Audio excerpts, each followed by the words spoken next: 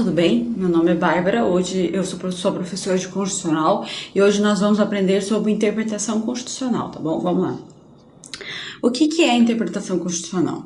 A interpretação constitucional é, como o nome diz, o conjunto de métodos utilizado para você interpretar uma Constituição, tá? Então, a interpretação constitucional, além de métodos, tem princípios. Nós vamos ver todos os métodos, o que caracteriza cada um deles e os princípios que devem ser base para todos os métodos da interpretação constitucional. Vamos lá? Os métodos de interpretação constitucional podem ser utilizados juntos ou separadamente. E é importante ressaltar que não existe um método correto. Então, hoje a gente vai aprender diversos métodos, os mais utilizados e os apontados pela doutrina, mas não existe um método certo e um método errado. E também não existe, você pode utilizar um método somente ou todos os métodos juntos. Não existe uma regra específica para isso, tá bom? Então, lembre bem disso, não existe um método correto, existem métodos diferentes, enfim, aí depende do caso concreto e do que você vai querer no momento, tá? Então a gente vai aprender, vamos lá. Existem todos esses métodos de interpretação constitucional, vamos lá? O método jurídico clássico, o tópico problemático, o hermenêutico concretizador, o científico espiritual, o normativo estruturante e o método comparativo, tá? Então agora nós vamos aprender cada um deles, o que cada um fala, quem criou, como que funciona cada um deles, tá bom? Lembrando novamente que você pode utilizar só um deles ou você pode utilizar dois ou mais juntamente ou separadamente. Enfim, depende do que você quiser. Então, vamos lá. Vamos começar pelo método jurídico hermenêutico clássico. O método jurídico hermenêutico clássico, ele interpreta a Constituição como se fosse uma lei. Ou seja, ele vai utilizar dos elementos que se utiliza para interpretar uma lei. Então, a diferença desse método para os outros é que ele não vê uma diferença na interpretação da Constituição para as outras leis. Ele acha que a Constituição é uma lei e por isso mesmo deve ser utilizado os mesmos elementos, o mesmo método para a interpretação de leis e interpretação da Constituição, entendeu? Essa é a principal característica desse método. Vamos lá. Conforme disse aqui, ó, ele vê a Constituição como uma lei, tá? Então, ele vai utilizar as mesmas formas de interpretação de uma lei na Constituição.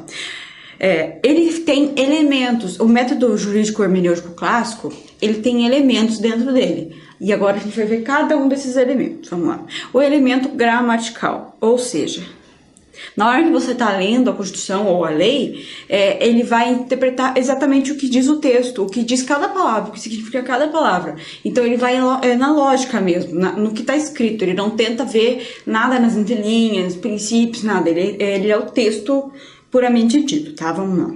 O elemento histórico, não. O elemento histórico, ele, além de olhar o texto que está escrito, ele pretende ver além daquilo. Ele quer ver o contexto da época que aquela Constituição, aquela lei foi editada, para talvez observar o que o legislador queria naquele momento, entendeu?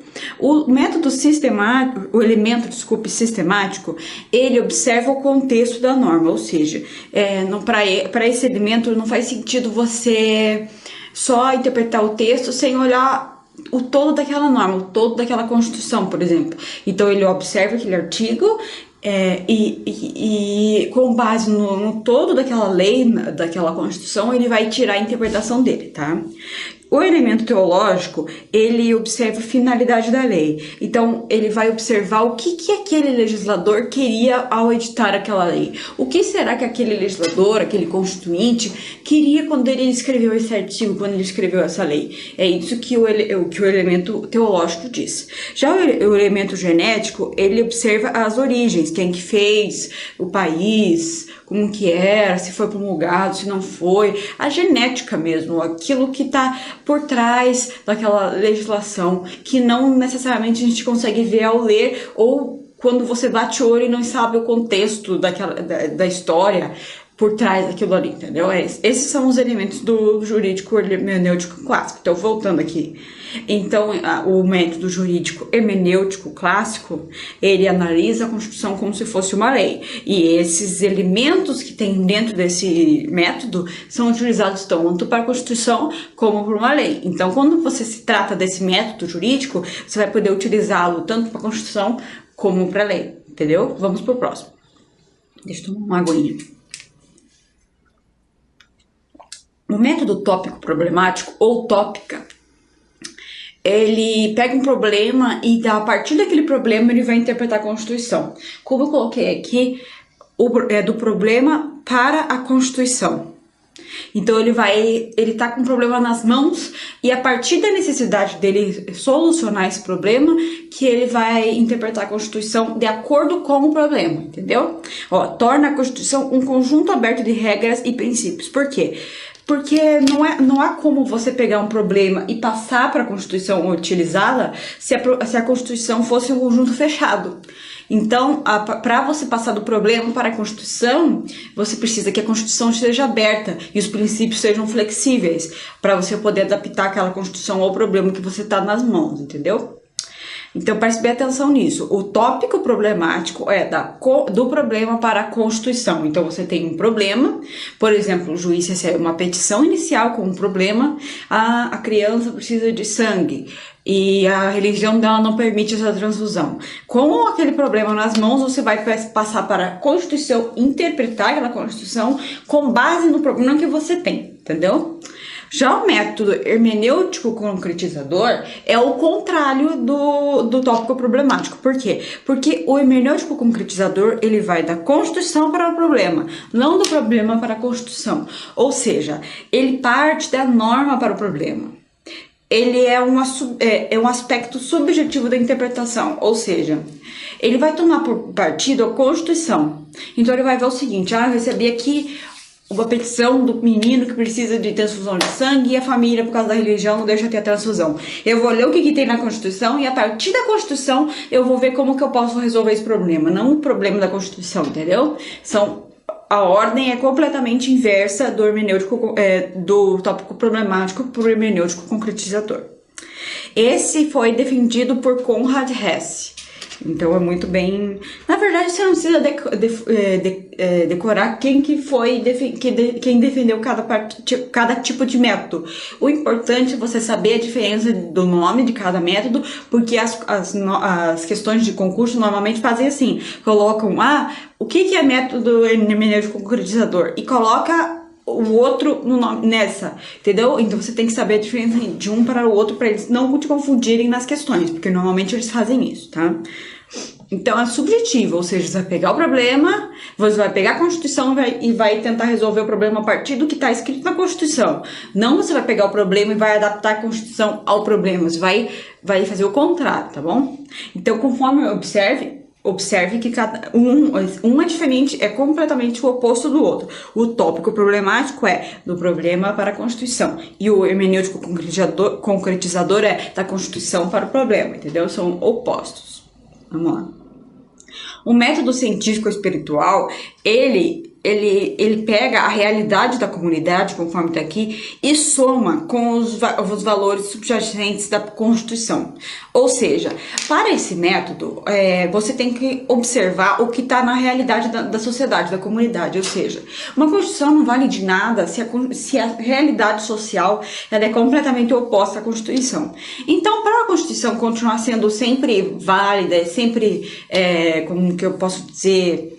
moderno, digamos assim, adaptável aos problemas que estão sempre atualizada, esse é o termo, para a Constituição sempre estar atualizada, é necessário que você interprete de uma forma que torne ela atualizada, ou seja, a realidade da comunidade se soma aos valores que estão na Constituição, mas não necessariamente o texto escrito perfeitamente, sim os princípios que estão nas entrelinhas dessa Constituição, que podem se modificar à medida do tempo, tá? Então é isso que basicamente se observa no método científico espiritual.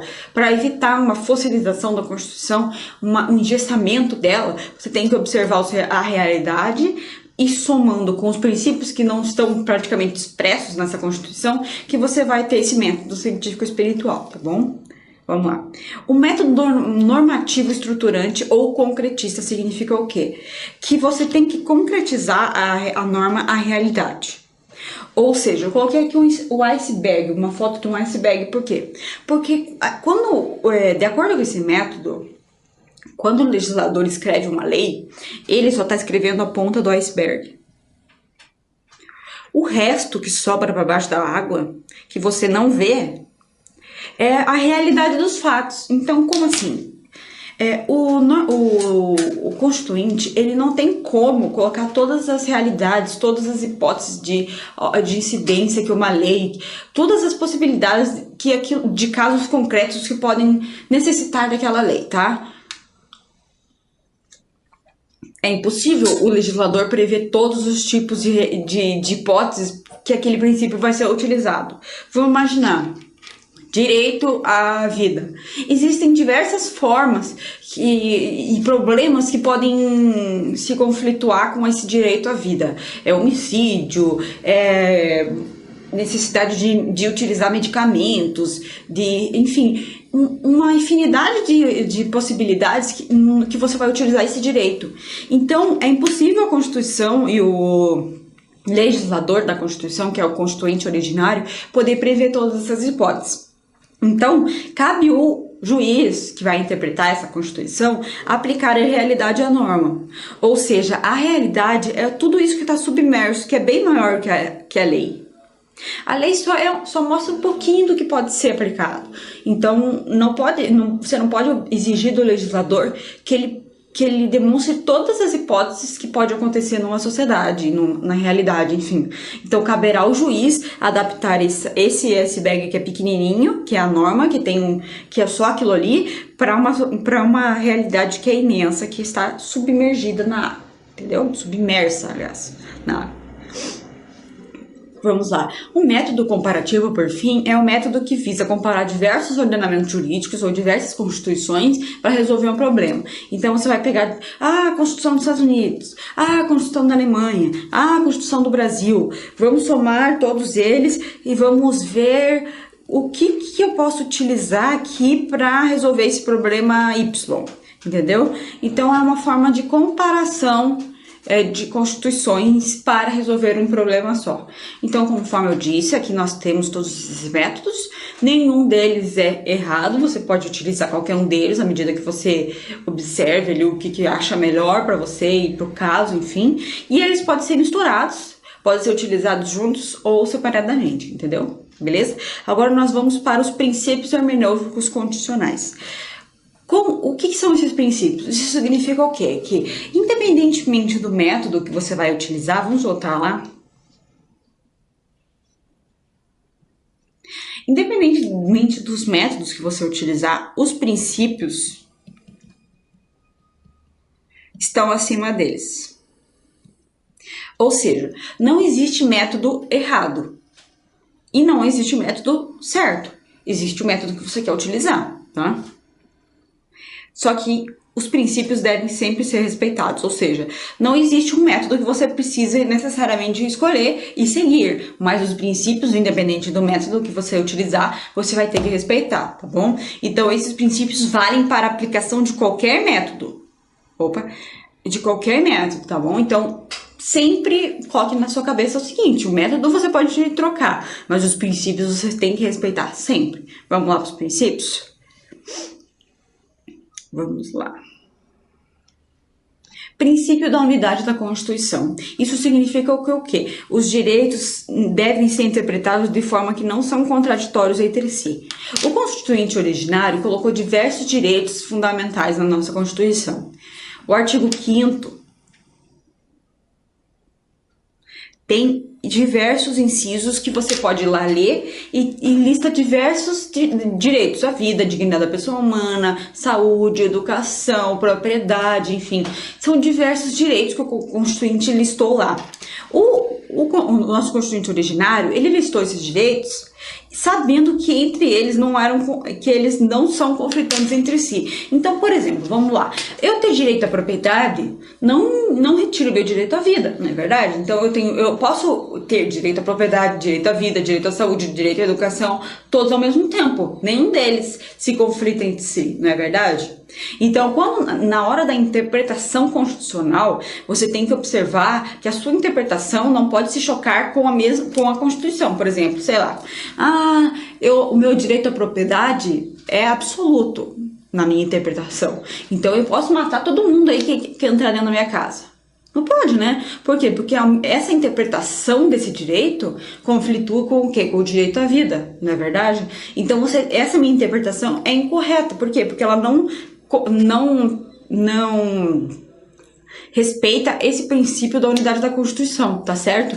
Então vamos lá, o princípio da unidade da Constituição é o primeiro princípio e significa o quê? Que na sua interpretação, utilizando-se de qualquer dos métodos que a gente aprendeu aqui, o importante é não fazer uma interpretação que seja conflituosa com o próprio texto da Constituição, beleza? Vamos lá.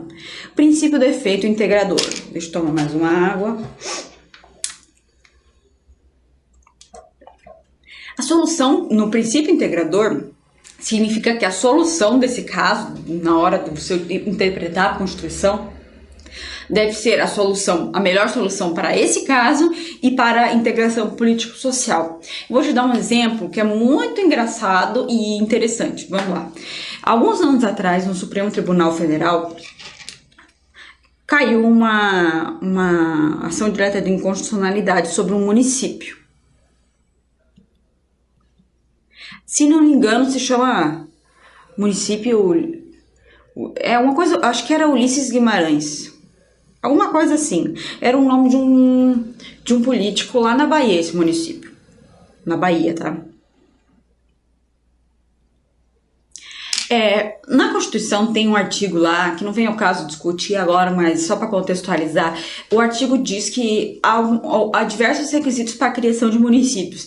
E esses requisitos, dentro deles, é uma lei complementar feita pelo Congresso Nacional, só que essa lei complementar não foi editada até hoje. Então significa o quê? Que até hoje não é possível você criar novos municípios, ou seja, os municípios que estão presentes agora no Brasil não podem ser criados mais, só tem que ter esse pronto, acabou. Só que esse município acho que é Ulisses Guimarães, foi criado, ou era senador, era alguma coisa assim, senador, enfim. Esse município na Bahia foi criado irregularmente, contrária a essa lei, então não existe essa lei e eles criaram mesmo assim esse município. Aí entraram com essa ação direta de inconstitucionalidade no Supremo Tribunal Federal e falaram, olha, esse município foi criado inconstitucionalmente, então esse município não pode existir. Por quê? Porque ele é inconstitucional. Não pode existir a criação de um município que seja contrária à Constituição Federal. Aí o Supremo Tribunal Federal falou assim, mas é verdade, essa lei não existe, essa lei complementar não foi editada, então não é possível criar novos municípios enquanto ela não for editada, e esse município foi criado ilegalmente.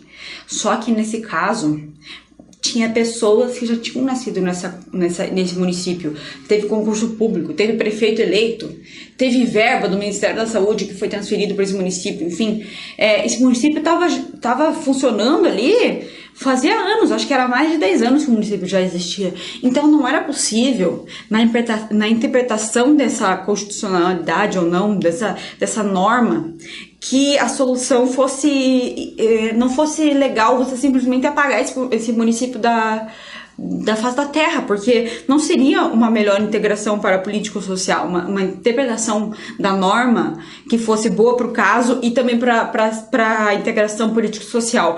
Porque imagina você apagar um município, quem nasceu ali, naquele município há 10 anos atrás, não tem mais município, quem for concursado no município não tem mais concurso público, acabou. Então a melhor interpretação da Constituição para aquele caso foi: vamos manter esse município existindo, mas você não pode criar mais município, mas esse município existe, mesmo que seja inconstitucional, entendeu? Então, uma interpretação que seja a melhor solução para o caso concreto e também a melhor integração político-social.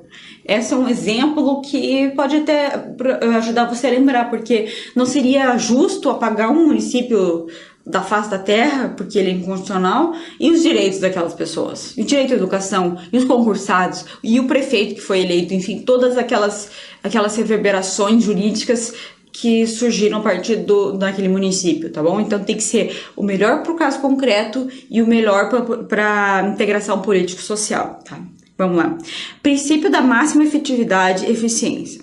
Esse princípio significa o quê? Que na hora que você for interpretar as normas constitucionais, você tem que dar a maior e a mais ampla interpretação possível para aqueles direitos, tá? Então é o seguinte, vamos lá. Direito à saúde. Conforme a gente pode ver no artigo 5º, temos o direito à saúde.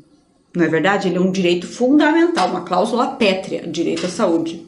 Só que lá no artigo, se não me engano, 118, também da Constituição, ele diz que cabe ao poder público instaurar o SUS e dividir as prioridades entre município, estado e União. Muitos casos que entram na justiça pedindo medicamento, eles falam que o direito daquela pessoa depende do cumprimento da regra do 118. E o judiciário faz o quê? Não, nega. Por quê? Porque de acordo com o princípio da máxima efetividade ou eficiência, nós devemos interpretar o artigo 5º com a maior e mais ampla interpretação possível. Ou seja, a saúde é direito fundamental da pessoa e não pode vir o artigo 118 colocar uma norma programática, ou seja, que depende de implantação pelo poder público, cercear esse direito fundamental. Entendeu?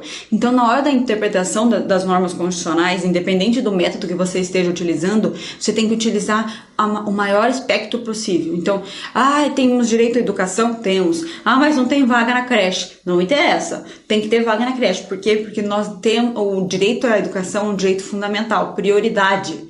Então, nós temos que dar a maior e mais ampla efetividade para essa norma da forma possível, tá bom? Algumas normas você pode observar que não tem essa ampla efetividade dependendo do caso. Por exemplo, o direito à propriedade. Nós temos direitos fundamentais e dentro dos direitos fundamentais está o direito à propriedade, mas ele não é tão absoluto assim em relação ao direito à vida, por exemplo. Então eu não tenho direito a matar alguém que entrou dentro da minha casa só porque ele entrou dentro da minha casa ou não me ameaçou, por exemplo. Entendeu? Então temos que observar também esse tipo de coisa. A amplitude, sim, mas na medida do possível, é claro, e da lógica que não fira os outros direitos, em complementação do direito da unidade da Constituição, do princípio da unidade da Constituição. Então, você tem que dar uma olhada nesses princípios, tá? Vamos lá. Princípio da conformidade e justeza. Ao interpretar a Constituição, o sistema não poderá ser desmontado. Ou seja, a minha interpretação do sistema, a minha interpretação do sistema, ela não pode desmontar simplesmente o poder constituinte, o sistema que o poder constituinte originário fez. Entendeu? Então, vamos por exemplo, novamente com o exemplo do direito à saúde. Há uma frequente argumentação dos estados e dos municípios e da União também que o judiciário, quando alguém entra e pede um medicamento X para o poder público e o poder público e o judiciário concede esse medicamento, o argumento dos municípios, dos estados e da União é que o judiciário, ao conceder esse medicamento, está violando a repartição dos poderes.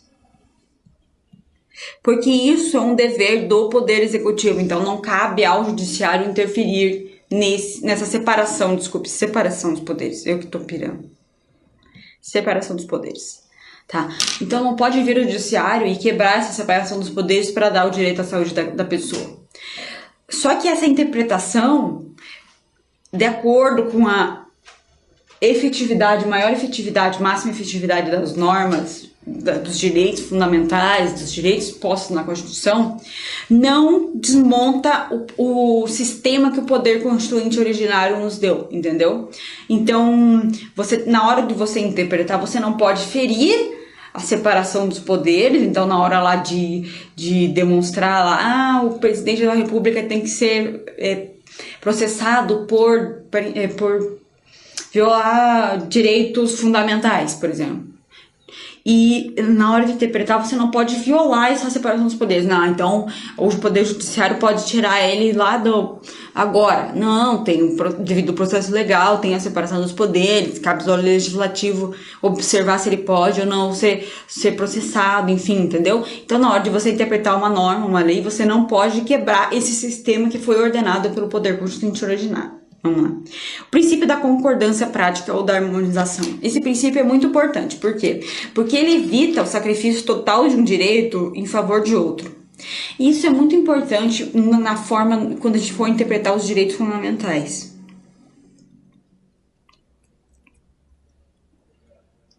Porque os direitos fundamentais, eles são todos do mesmo patamar, eles têm a mesma hierarquia. O direito à saúde, o direito à propriedade, o direito à educação, o direito à dignidade da pessoa humana, enfim, eles estão